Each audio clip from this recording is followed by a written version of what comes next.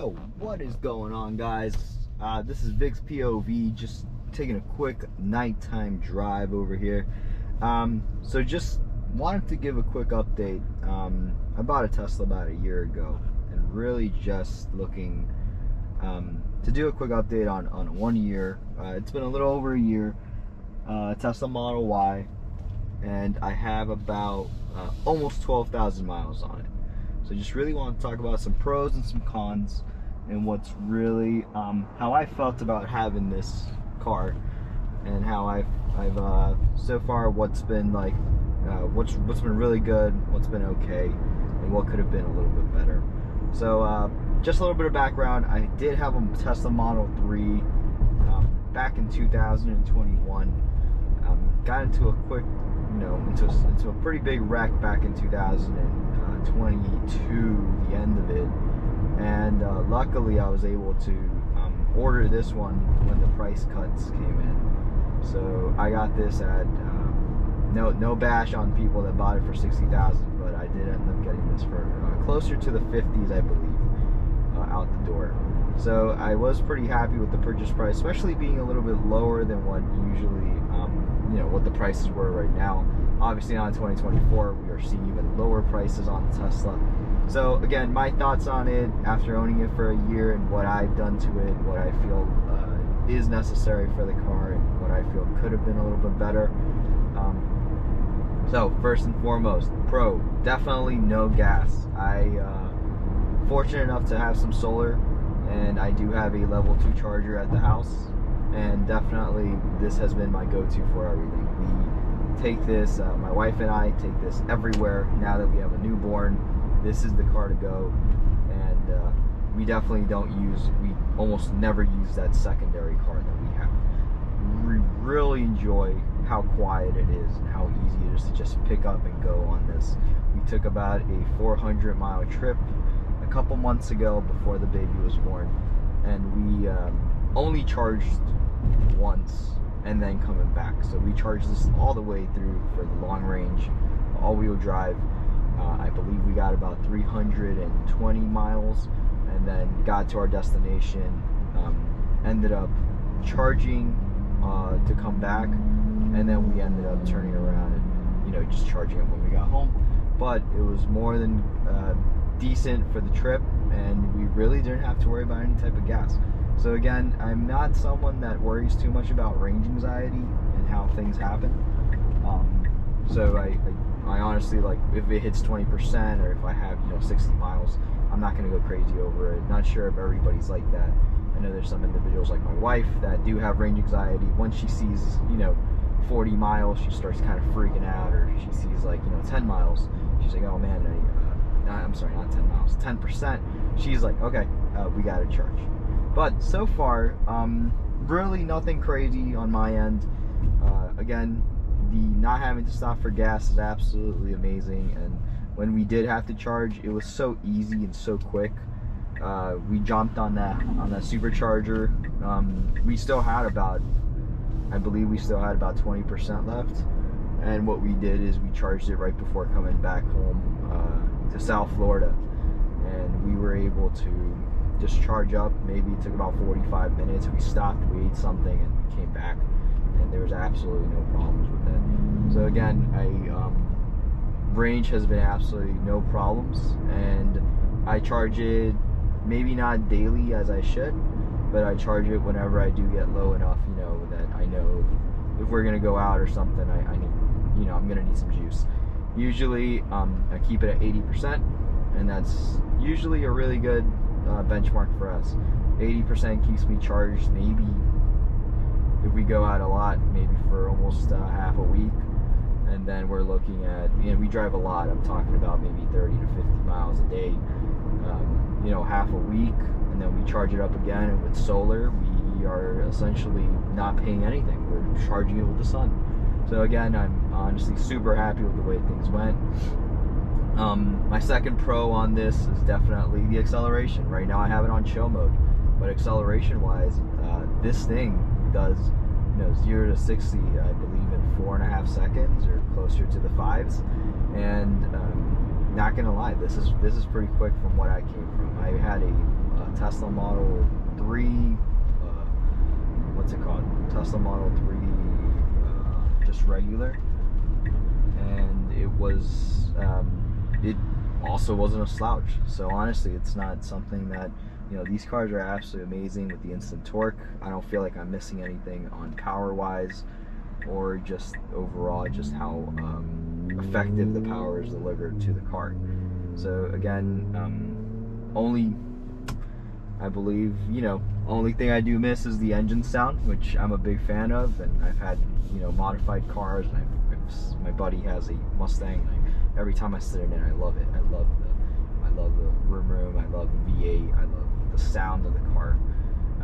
But overall, nothing too crazy, and you know, I would trade it off for not having to put gas, especially the way gas prices have, you know, substantially gone up here in South Florida. We're almost to $4 a gallon again.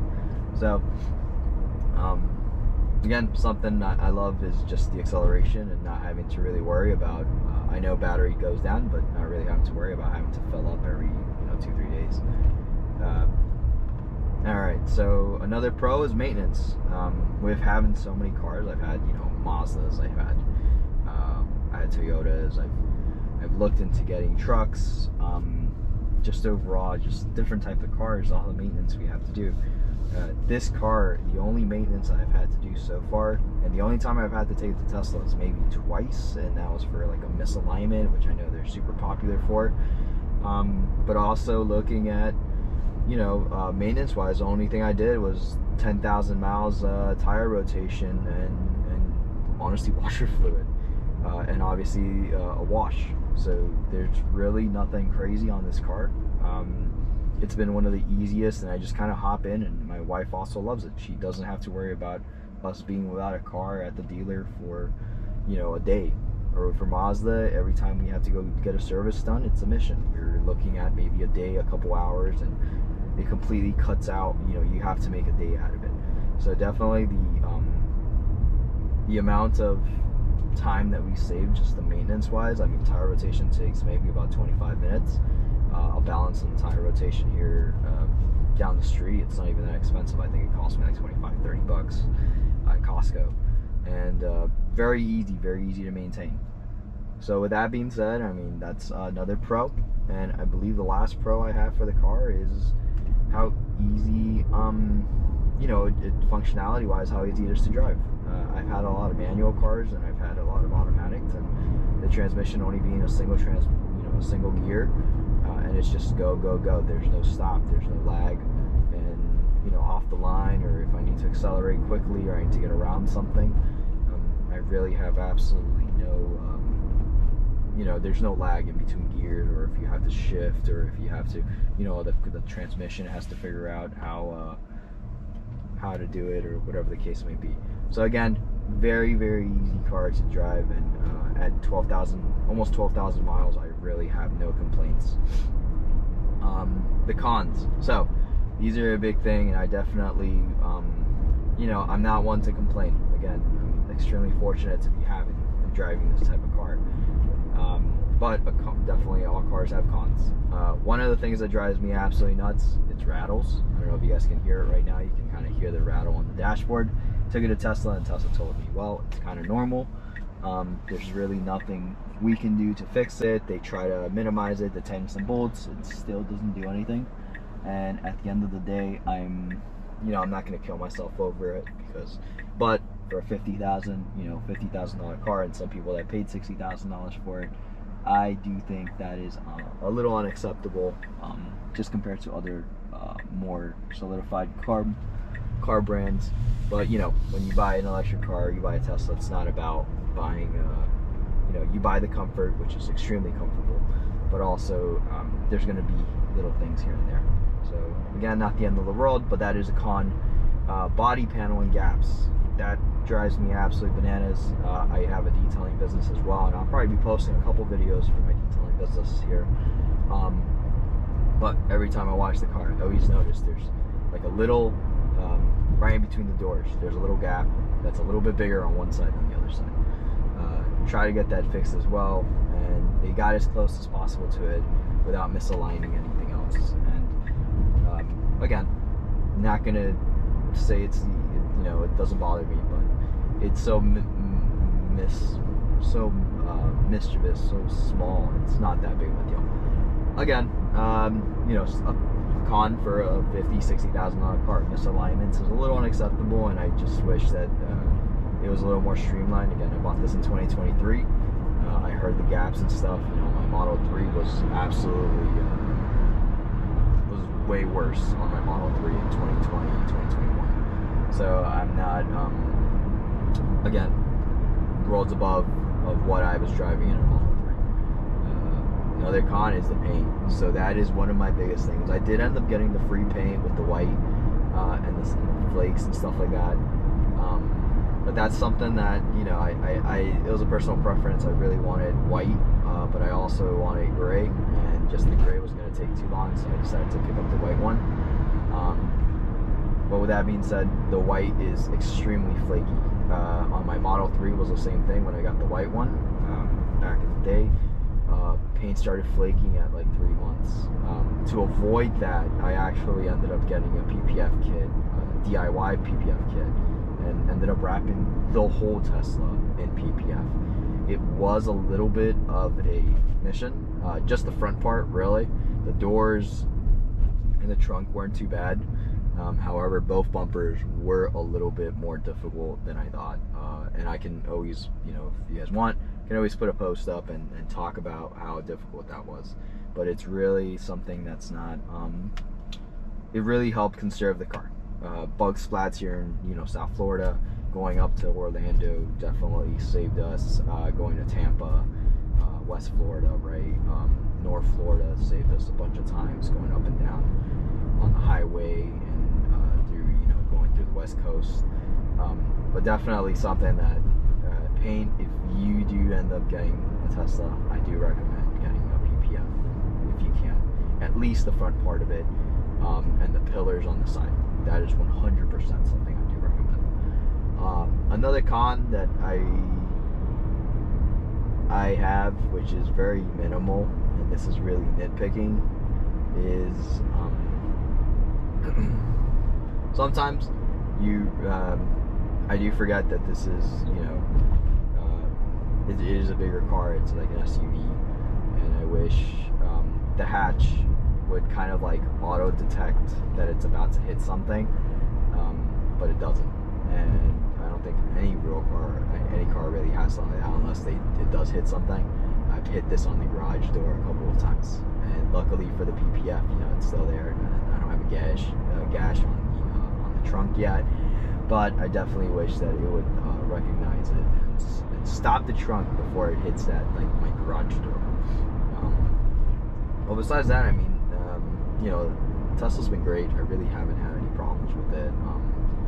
Again, I got the 20-inch upgrade wheels, and the car looks great. I really don't think there's an issue. I do have tints all around as well. I have some on the sides and the front windshield, just because it's really hot here in Florida.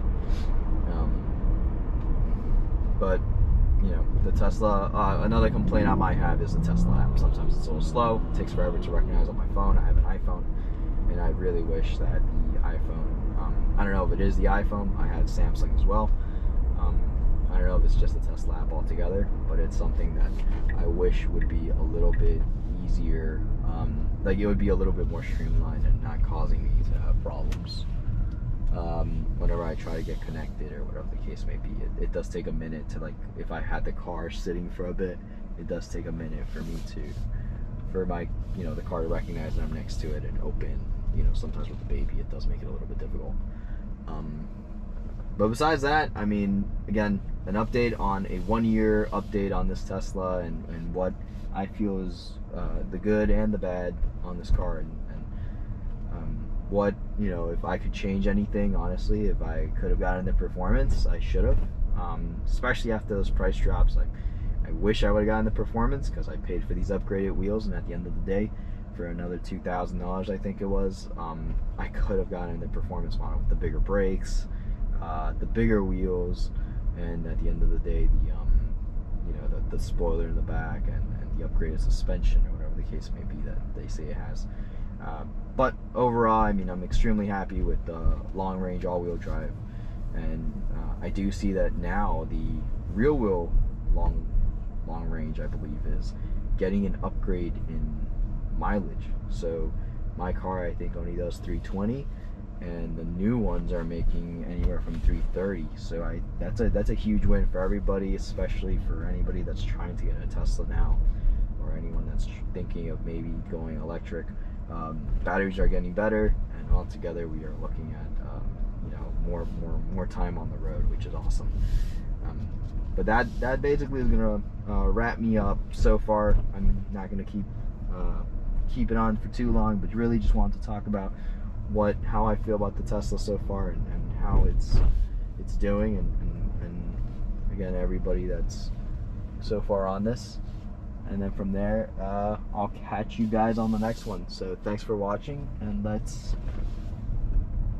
keep making this happen. If you like this type of video, like and subscribe. Appreciate you guys.